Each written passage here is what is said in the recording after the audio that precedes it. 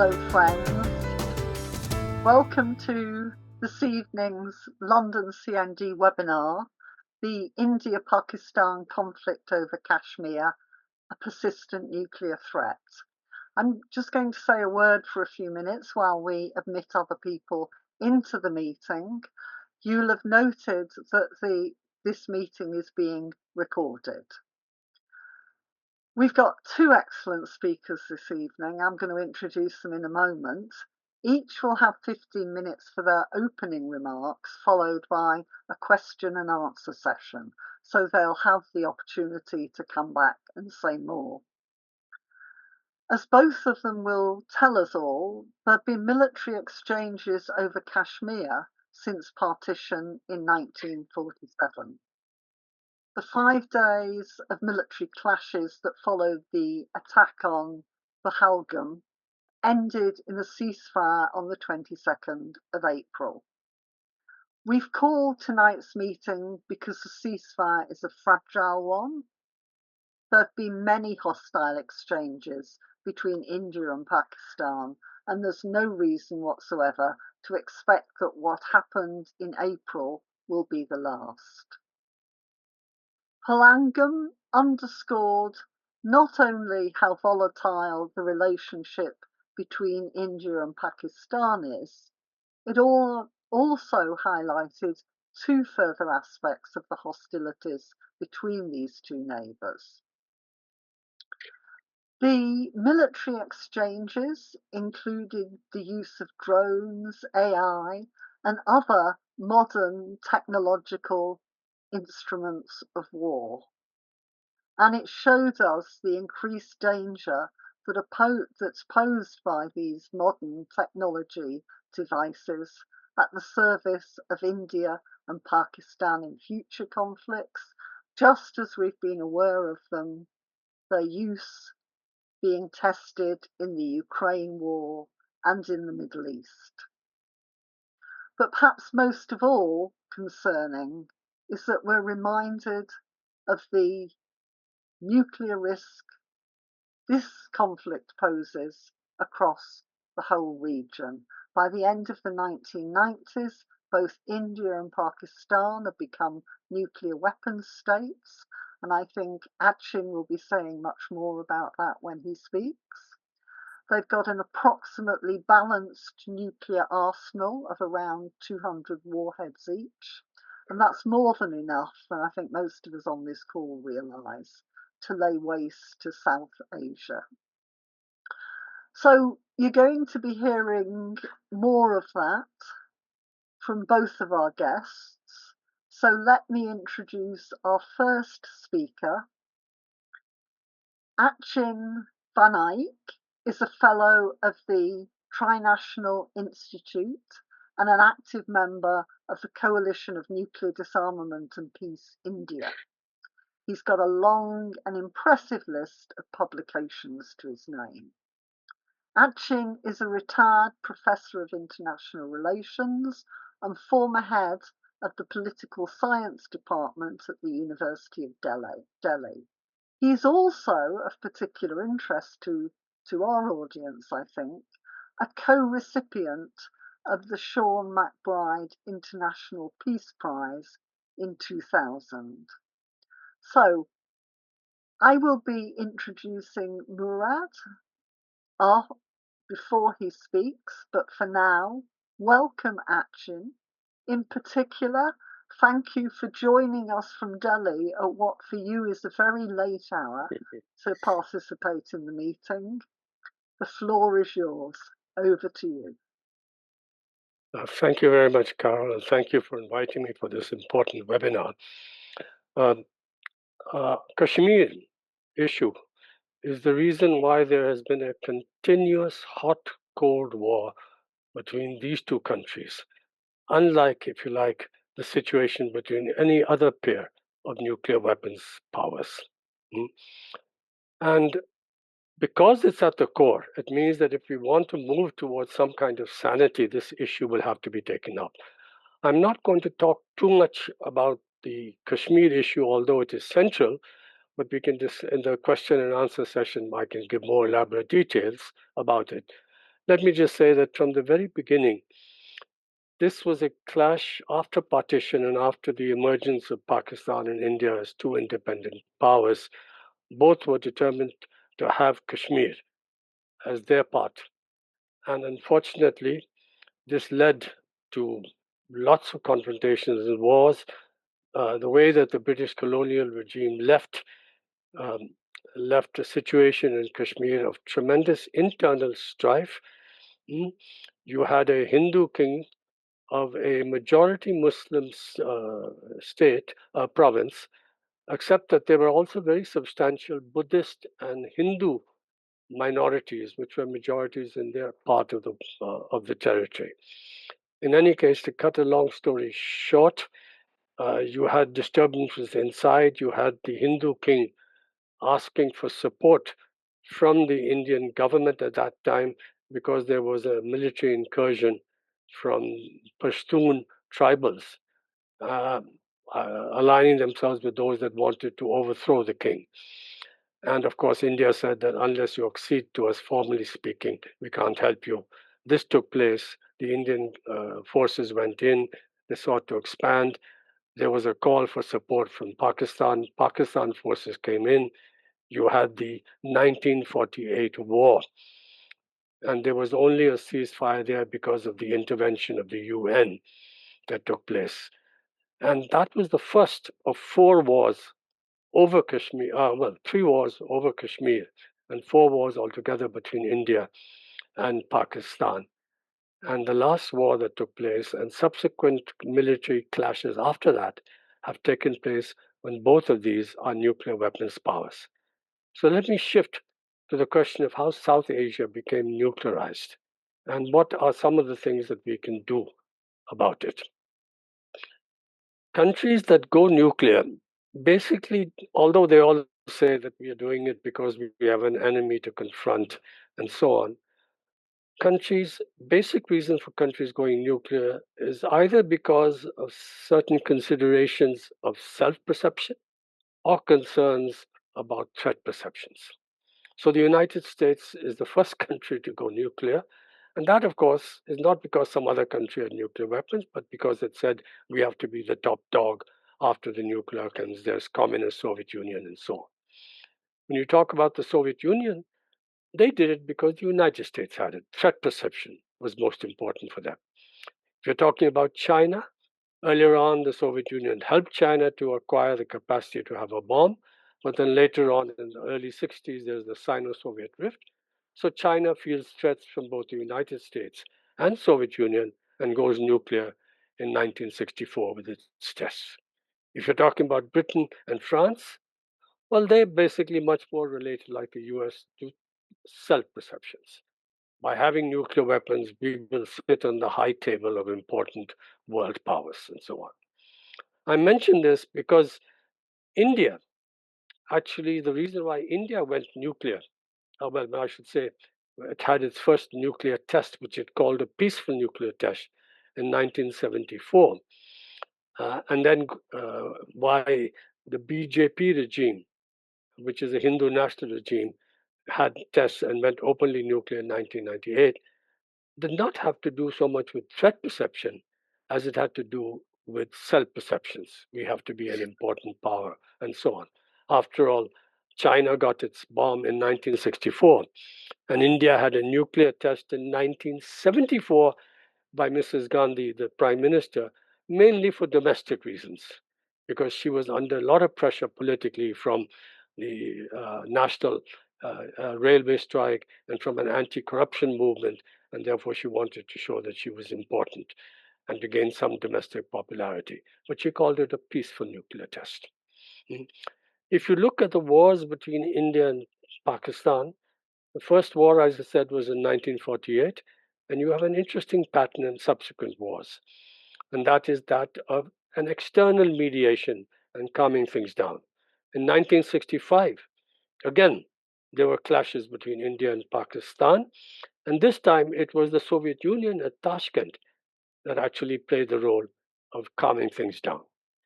In 1971, of course, Pakistan was faced with resistance from Bangladesh, and Bangladesh became independent. Hmm?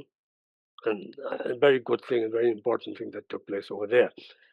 And shortly after that, in 1972, the Prime Minister Bhutto said that we will have to eat grass if necessary, but we must have the bomb, and he started preparing for that. In the Indian case, India already had a nuclear energy establishment, a dual use capacity. And in the 60s, there were people in the strategic enclave among some of the top bureaucrats, scientists that say, why don't you consider going in for nuclear weapons? India didn't do so. It went in 1974, it called itself a peaceful nuclear test and established nuclear ambiguity. And even the left party supported India keeping the nuclear option, even if it doesn't exercise it.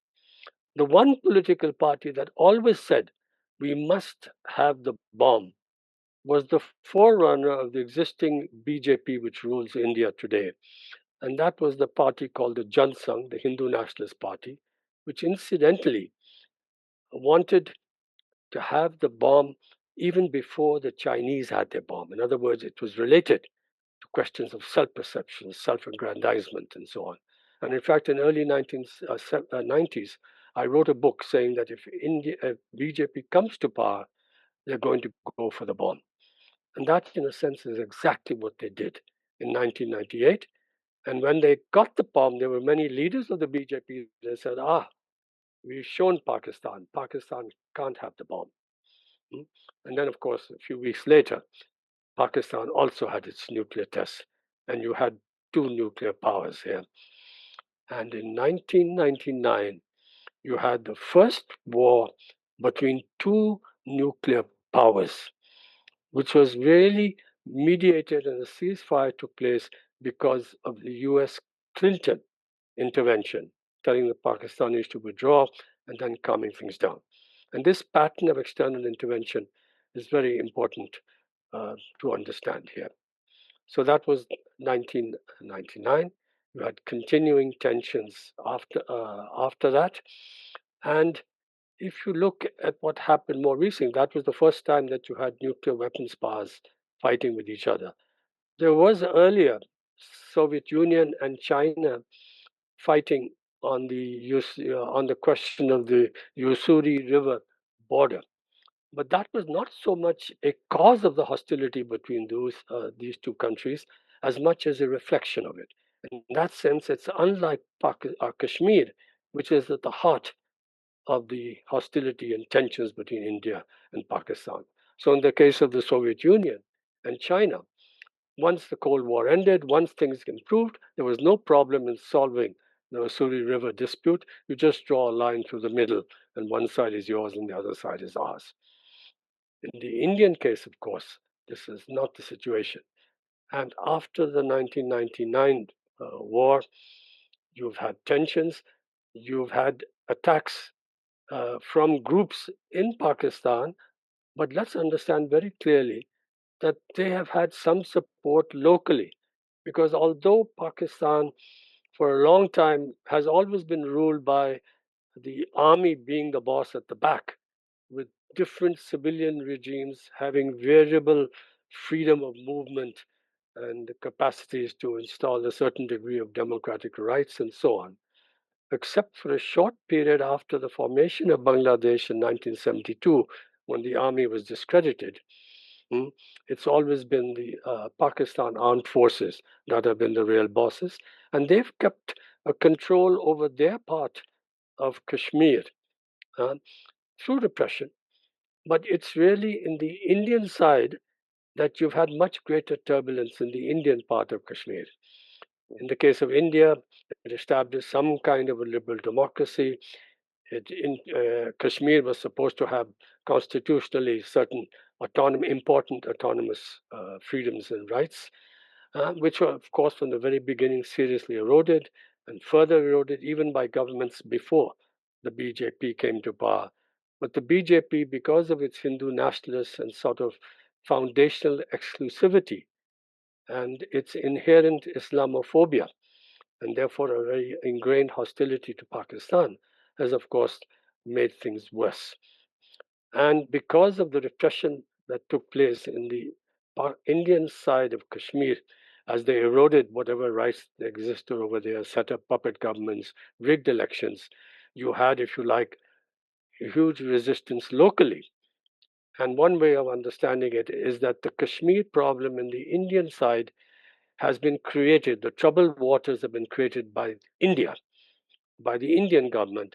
But the Pakistani side, the Pakistani government and various Islamist forces have fished in these troubled waters uh, with some degree of support even within that part of Kashmir in India. So, what happens after the 1990 war here? You had clashes, for example, in 2016 by a group called the Jaish-e-Mohammed, which sent and attacked an Indian brigade. And what happens in 2016? The Indian government sends its official armed forces into Pakistan. Now, this is very important because there is a difference between a non-state actor, which is not the official armed forces of the Pakistan side, making an attack, carrying out a terror attack. Of course, it's to be condemned, it's to be opposed, and so on. But this is different from the official armed forces of another country coming in. I'll explain why this is important. And what happens in 2019?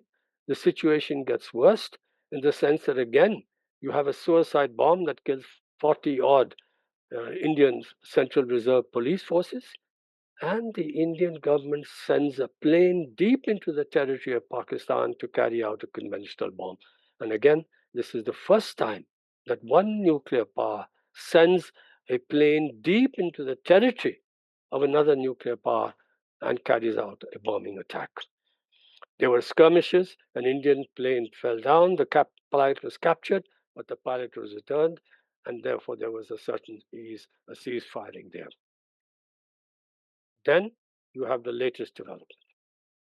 And this latest development was an attack by a group, a terrible terrorist attack, which killed at least 26 civilians, and it had a communal character to it also, in terms of focusing on the Hindu character of the tourists and then killing them. And of course, it's something to be condemned and it's to be opposed. What should have been done was not what was done by the Indian government. What should have been done by the Indian government, which immediately accused, perhaps quite correctly, that these were carried out by a group people from a group inside Pakistan, an Islamist group, the Lashkar-e-Toiba. They should have shown the evidence that they have openly.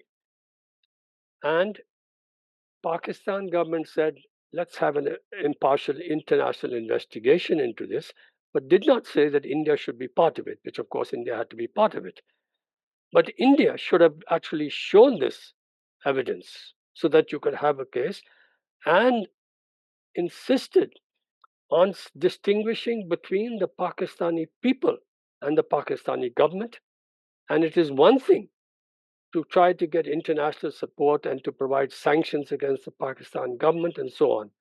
But to separate the Pakistan people and not accuse it and not try to push it to support the Pakistan government by threatening actions against them, which is exactly what India did. And that is, of course, when it's put in abeyance the Indus Water Treaties. This is something, again, that we need to talk about in the question answers. But this was making it clear to Pakistan that we are going to punish the people of Pakistan by, over a period of time, by putting this treaty in abeyance, which was not legally at all correct and was absolutely wrong to do so. Apart from, of course, treating common resources as something very private, but we can leave that aside for the moment. But my point is that this itself helps to create jingoism, which is exactly what happened. Carol talked about significant clashes this time. Although the planes this time did not go across the line of control, they sent ballistic missiles, drones, and flashes quite well, quite far into the territory of the other country, including both sides attempting to attack with some degree of success the military bases of the other side. Why is this important? This was an Indian response to a non state actor carrying out a attack, a terrorist attack. This is very important because the right to go to war, what's called jus ad bellum, I think, in Latin, means that you have the right to go to war if the official armed forces of another country are attacking you, or if there is an imminent threat that they're doing so. This distinction between non state and official is very, very important because when India is threatened to take this kind of an action of actually sending planes by its official armed forces, you are actually giving a power to a small group of militants and so on to really dramatically escalate matters, which could lead to and did even now lead to more people killed on both sides than were killed in the Pahalgam attack. Hmm? This is something that is very, very dangerous and should not be done. And when Mr. Modi says that we are treating this kind of terrorism as an act of war, it cannot be treated as an act of war. You have to recognize that even as this is terrible, you have to find other ways of dealing with it. You don't simply go to war or allow a small group like that. And incidentally, insofar as this is sponsored by the Pakistan government, and there's of course evidence that it has sponsored and may continue to sponsor, sponsoring is indirect. There's a certain degree of autonomy, which means that it's quite possible, in fact, some would say quite likely, that there can be another kind of a suicide type attack by an individual or a group of people who are prepared to be martyrs, who are motivated by a strong sense of religious zeal and so on. And it's not as if you can assume that this will be able to be control this and prevent this from happening. And if that happens, what then? That's why, in a certain sense, recognizing this question of jus ad bellum and trying to find other ways of dealing with it is so very, very important. Let me try and suggest certain things that we can try to do to try to bring out greater nuclear sanity between these two countries, because it's very, very dangerous. And let me also point out that the Pakistan government, its strategic plans division, earlier on, the Lieutenant Ahmed Kidwai laid down certain red lines which said the following: if India tries to economically strangulate Pakistan, because India is much bigger than Pakistan, bigger economy, and so on, or if it destroys a very large part of our armed forces, or if its ground forces intervene into India and come a certain distance which is deeply threatening to us, then we can certainly consider using a bomb, a tactical nuclear bomb, on Indian forces in Pakistan territory. To which the Indian government's official response is that if there is any nuclear attack on Indian forces anywhere, there will be massive retaliation. So, this situation of continuous hot Cold War, this situation of this, which is unlike any other pair of nuclear powers, is something that is deeply worrying. And how do we move towards nuclear sanity? Hmm? Let me suggest three things, the last one being the most important. The other two are something like this. And at least India and Pakistan are not going to agree to these risk reduction measures, but let us at least bring it out into the public discourse and spread it to create greater awareness and pressure.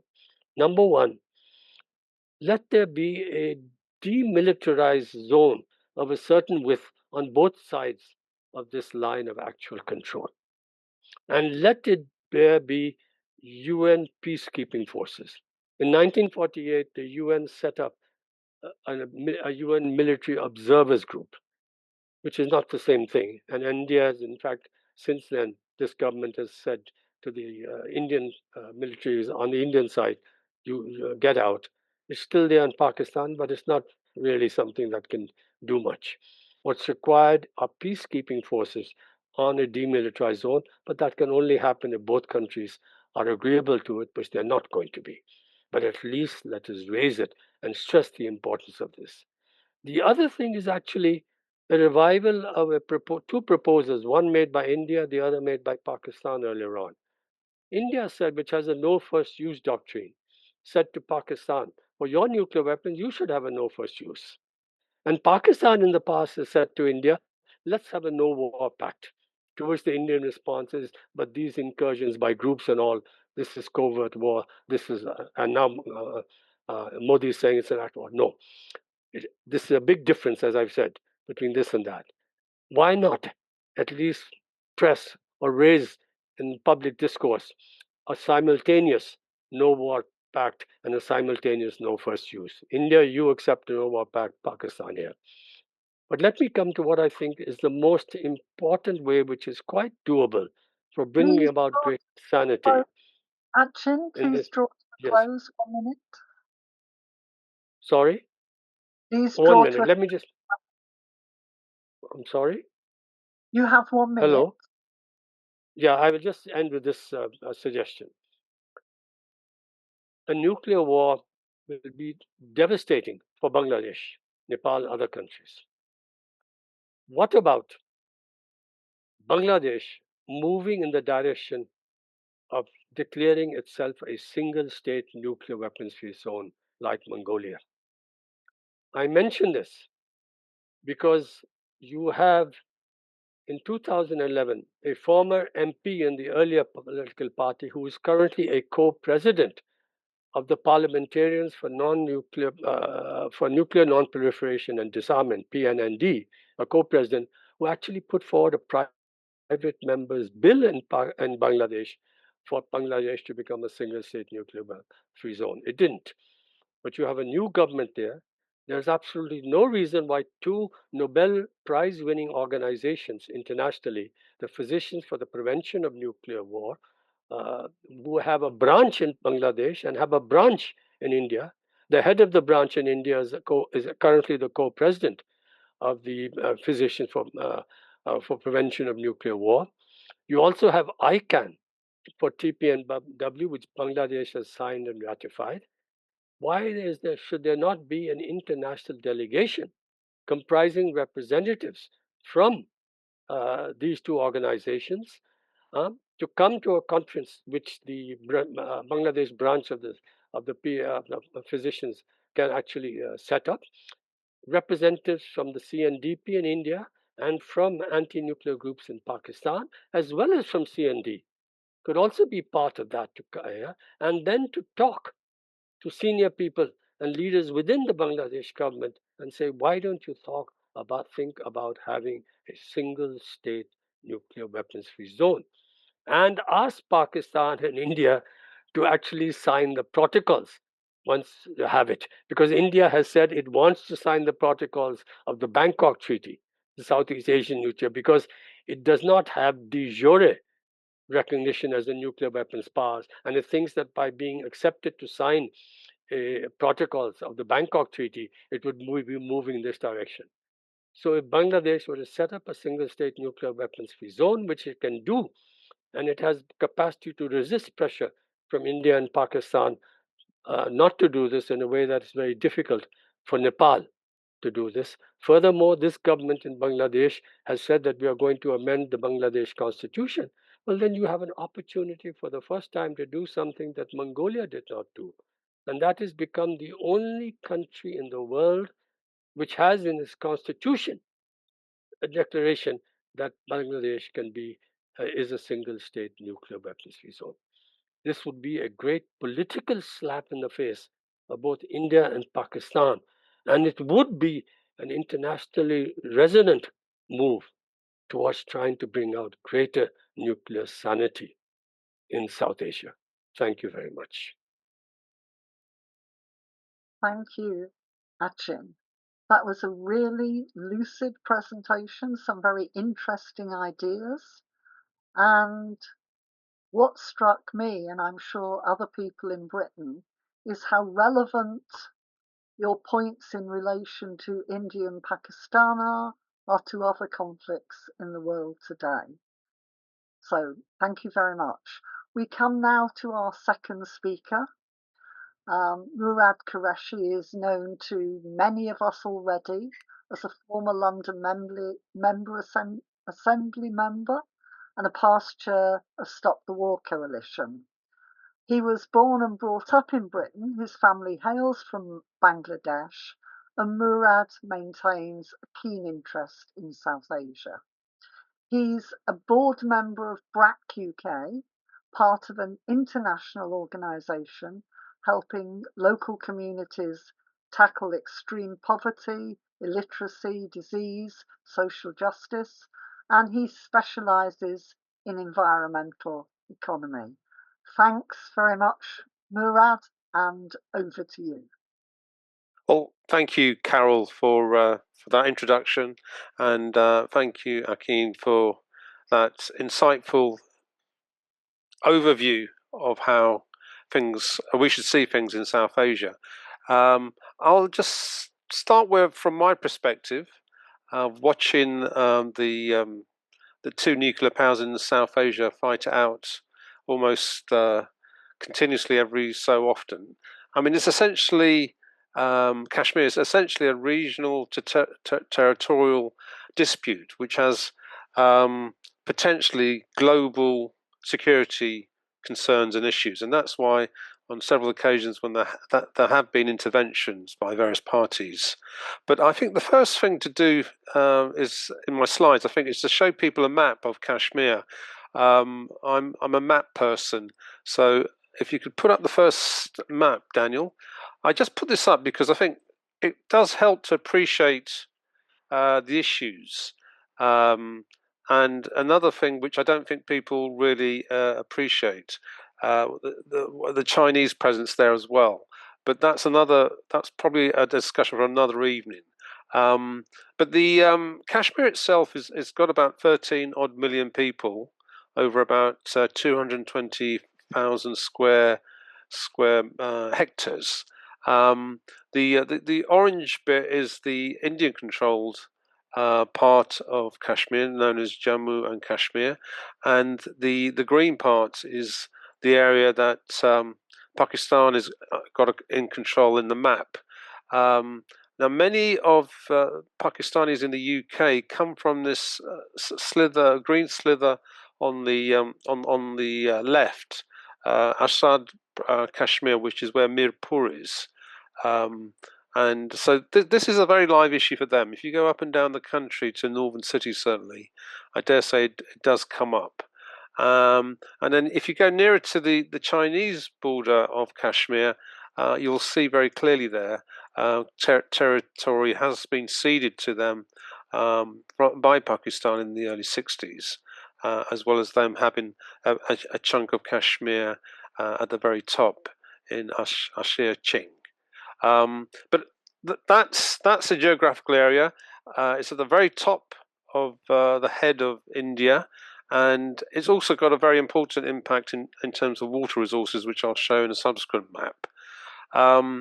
You've been given some of the history. I think partition is interesting. Well, you cannot not discuss what happened during partition. And if I can move on to the second slide, Daniel. Yeah, I put this up as something I discovered in the British Library. This was how the British bureaucrats in 1946 thought India-Pakistan would be set up. This was a map, as you can see, it's hand drawn largely, and we just had the Indian Independence Act passed by the Attlee government. But the overall task of transfer of power to two sovereign states was given to Mountbatten to engineer. Now, I think what we've had in this country is very much what I call the David Attenborough interpretation of partition. It was all kind of very gentlemanly and ever so well intended, but because of things on the ground, people lost track of it. I would suggest, as my grandfather has told me very clearly, it was one almighty mess right from the outset, and Kashmir highlights that very well. One of the issues wasn't just the religious partition. Again, if I can quote my grandfather, his response to it was, well, if you're going to give Muslims a country, why not give the Buddhists, the Jays, the Sikhs, and he was basically suggesting if you go down this road, you don't go very far, and of setting up religious states. Um, but the thing about Kashmir was an interesting issue, because most people don't realise that most of the British Raj was actually run by um, uh, local Nawabs and Maharajas, and that was the case in Kashmir. So from the 1820s, the first Anglo-Sikh war. There was an understanding basically with the Maharaja, and as long as he passed on the tribute, the monies, i.e., up to Delhi, the British Raj was more than happy to continue with those matters. Um, where this kicks in, though, is at partition. They gave the Maharajas and Nawabs the right to choose which way they wanted to go, over the heads of those who lived in these places. Um, and there was actually a provision in the Indian Independence Act for plebiscines, i.e., referendums, on which way you wanted to go, given the choice you wanted. And interestingly enough, they did use that in certain parts of of India at the time. In the parts of the world my family hails from, Sylhet, there was a choice given to them whether they wanted to be in Assam still, i.e., India, or East Bengal, i.e., Pakistan. And whilst there are loads of complaints I've heard about that plebiscine, which was held in August. No, it was held in June, July of 1947. Nonetheless, it gave a mandate for the Sylhet district, majority of it, to transfer back into Bengal, East Bengal. And as a result, I think things were done much more, much better there. For some reason in Kashmir, that didn't occur to the British authorities. They thought if they just dealt with the Maharaja and what he wanted, that should be suffice. The irony, of course, is that after the First War, they all agreed that there should be some kind of referendum to decide which way the Kashmiris wanted to go. That I don't think is going to ever happen, given the nature of where we are now, both in the domestic politics. But nonetheless, there was an opportunity to deal with the issue there and then. And who knows, they may have wanted independence from either India or Pakistan at the time then, and even now, possibly. But I just highlight these issues because I think well, I think this is a result of part of the mess that was made out of partition. I'm an advocate that the British at the time made a mess of the partition of Ireland, then India, and subsequently Palestine in '48 as well. And that explains a lot of the world's troubles. That said, I just think it's just worth knowing the historical context. There was also, yes, both India and Pakistan were also trying to assemble as much of a landmass as they possibly can. If you come across Baluchis from Baluchistan in Pakistan, they would tell you very, very clearly they were annexed by Pakistan in '48.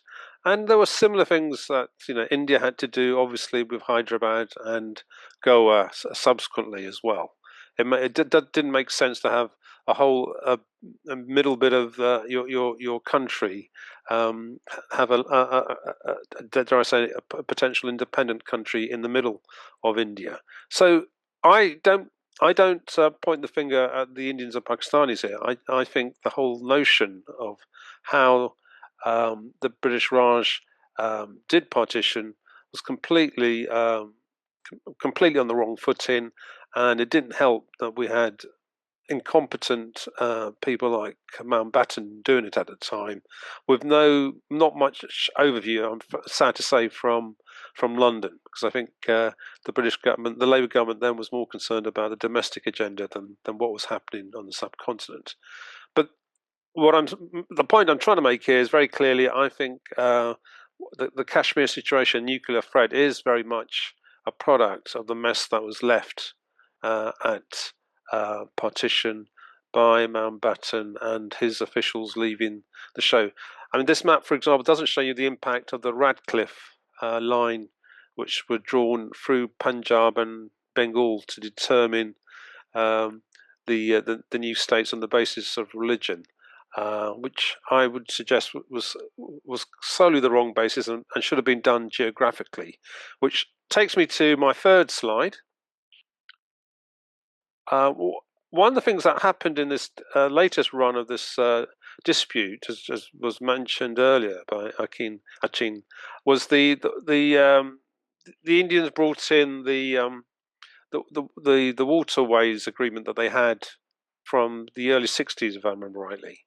But the interesting thing about this agreement is, and the Indians obviously knew this clearly, the hydrology of Kashmir was that it actually affected Pakistan more than India by closing down the waterways, and that's not surprising because basically you've got the waters flowing from Tibet into the Indus Valley via Kashmir, essentially, and it just shows making those political boundaries in that partition on the basis of religion, a religious makeup of the people rather than geography, did cut across these obvious geographical considerations, like the flow of water down into the Indus Valley from the Tibetan plateau.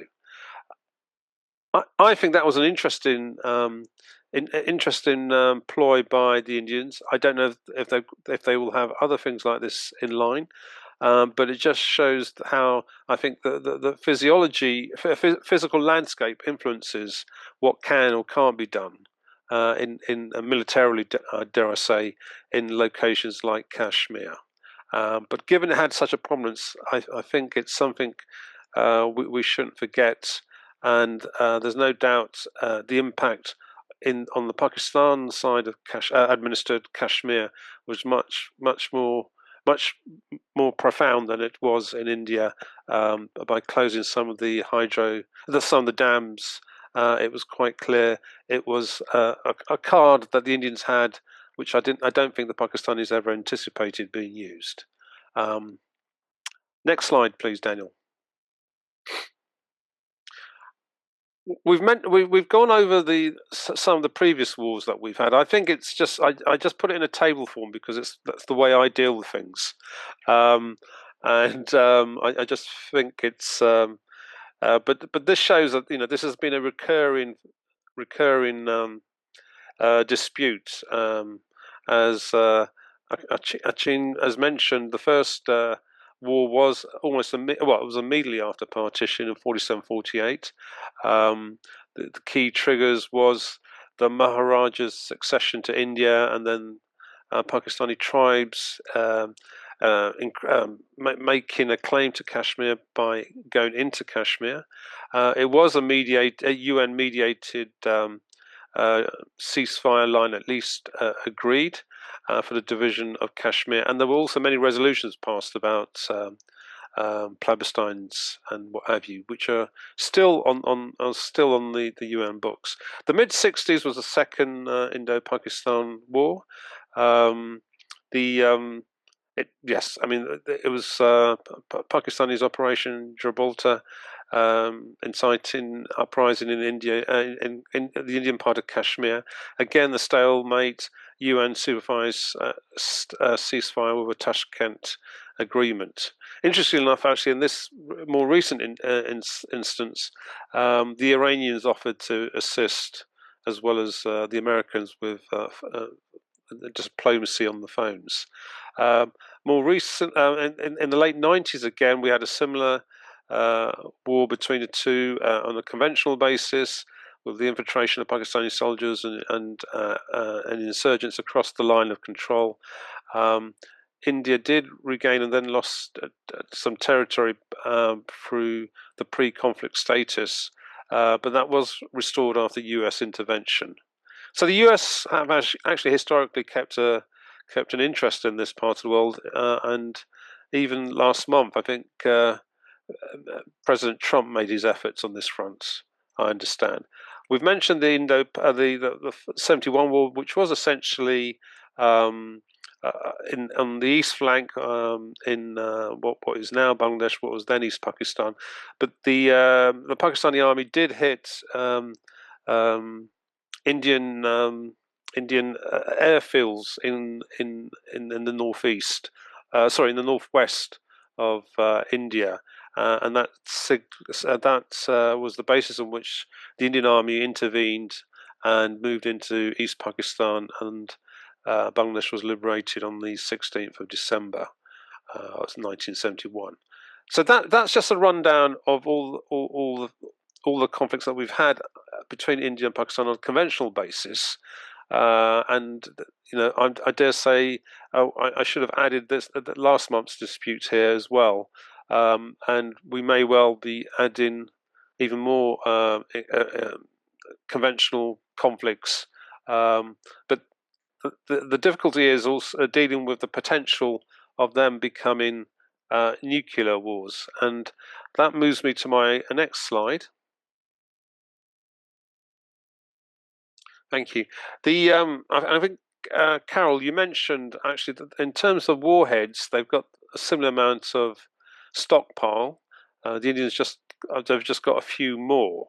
But the interesting difference with their nuclear capabilities is how I think the Indians have got I've got more land, but I've got more of a capability of using their nuclear warheads from the sea, air, and land. It's more combined than I think what the Pakistani setup has in their capabilities. I'm not going to go through the systems. This is for these are for our military people who would like to know all the various systems and what have you, and the ranges in particular. But I think the critical difference between the Indians and Pakistanis' nuclear capabilities is that India could launch very easily its nuclear warheads from land, air, and sea, and it's something which the Pakistani military aspire to, but have only at the moment got the capability from the land-based and aircraft, but are keen to develop that with submarines. I think that's something which we should all be mindful of in the Pakistani the development of their nuclear capability. As again has been mentioned, the Indians' declared doctrine is of no first use, whilst the Pakistan they leave the option of first use possible. In the likelihood that we if there's such a big conventional war, conventional capability of India is used against Pakistan, they want to leave it to them assess whether they use nuclear. Not deterrence, nuclear capabilities. Firstly, you've got to remember, actually, all the conventional wars they've had with India, they've lost, and I saw it very clearly in '71, and that's largely to do with the size of the Indian army is much bigger, sea and navy, for obvious reasons. It's a much larger country. So that I think deals with the nuclear capabilities and where I think it's going in the future. These figures, as you can see, have been verified by people that we have faith in, and I hope that also gives some people a picture of what to keep an eye out on the nuclear capabilities of the Indian and Pakistani military. Next slide, please. Right, I think I would like to kind of move into the terrain of, what we need to do in terms of making sure we don't have a nuclear exchange. I think it kind of happens at three levels: militarily, politically, and people to people. Militarily, the hotlines between the various director generals of the military operations. Now, I was actually quite intrigued up until about the 70s, and I'd like to be corrected about how long this continued. But many of the top brass of the Indian and Pakistani army were had been together in the British Army, and many of them, for example, the agreement in the 71 conflict in East Pakistan was agreed amongst Pakistani and Indian generals who fought together in the Second World War for the British. Now, I don't think that's any more the case, but having those lines of communications, I think, had been useful, and certainly was in the 71 conflict, conventional conflict in East Pakistan when it became Bangladesh. There are other things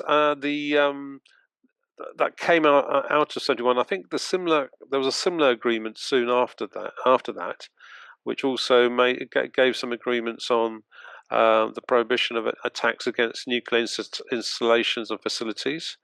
And it was to be an annual exchange of lists which have been implemented, and furthermore, notification of domestic missile tests after a memorandum of understanding in '99, which was undertaken in Lahore.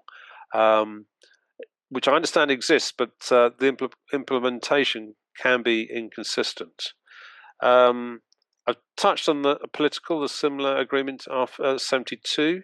It's the cornerstone of the bilateral relationships, and although it has been threatened recently, I understand. I think that determined the lines lines of control in Kashmir. We've had similar declarations made in 1999 on the Lahore Declaration, providing the framework for nuclear dialogue and progress limited. But I think what we should end on is the people to people stuff, which I think is critically important. The cross-border trade and transportation initiatives. I don't think enough of that is done, and it's not just in Kashmir. What I've seen in Punjab is a similar thing that's happened after the petition. It's actually just that needs to be fully. We need to go back to a time when that was just taken for granted. That happens. It's been restricted considerably, and we should see rail, bus, car links between the different parts of Kashmir as well as other parts of India and Pakistan. But they're often they're often disrupted during periods of high tension, and I'm sure they have been during the recent conflict. There's also the cultural and educational exchanges. I don't think there's enough of that, and that needs to be it needs to be encouraged much more so than it has been, whether it be at further education, secondary, and even primary school. I think that's very important. But that's clearly affected by political climate with the domestic politics of both countries.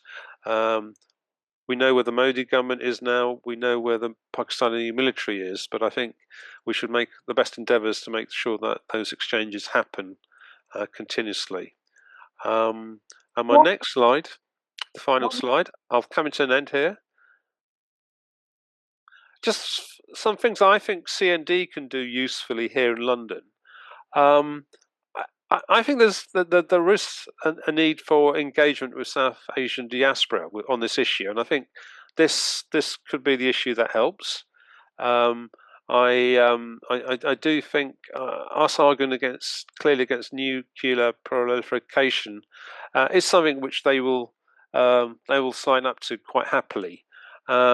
We may even want to hold events with these communities, which we haven't done historically, and we could help them make their representations on these matters in the UK in parliamentary terms. And finally, we do have our annual trips around the embassies of London. I think we should include the Indian and Pakistani High Commission to ask them what they're doing on their non-proliferation efforts. And finally, given the suggestion of Bangladesh taking the lead, I'm happy to take that proposal. I know the Professor Eunice is passing through London next week, and that may be the first opportunity. I think if it's going to happen, it will probably happen under at this interim government rather than if it goes back into one of the political parties. It'll suddenly become a domestic political football. But I hear what's been said, and I will certainly encourage that, Achin, and I think they could. It would also help them actually. Put them not only in a good light, but also probably help their membership of ASEAN, which they want to join quite urgently. So I'm grateful for the opportunity to talk about this issue. I think there's things we can do here in London CND, and I hope this kind of, whilst it's a kind of regional territorial dispute, it has got the potential of flaring up very, very easily. The fact that we've had the Russians, the Americans intervene in various occasions shows that everyone's mindful of what could happen here. I think we could play a role here in the UK with the various communities that we have up and down the country amongst Indian and Pakistanis. I'm sure they'll want to sign up to this, and I'm happy to make an effort with CND nationally on this front. Carol, back to you. Thank you very much. And I must say, speaking for myself, I find it not only fascinating to hear some of the in-depth issues created by the British administration on partition, but also I find it very interesting that coming from two very different angles, both our speakers actually arrive at some very similar sorts of ideas.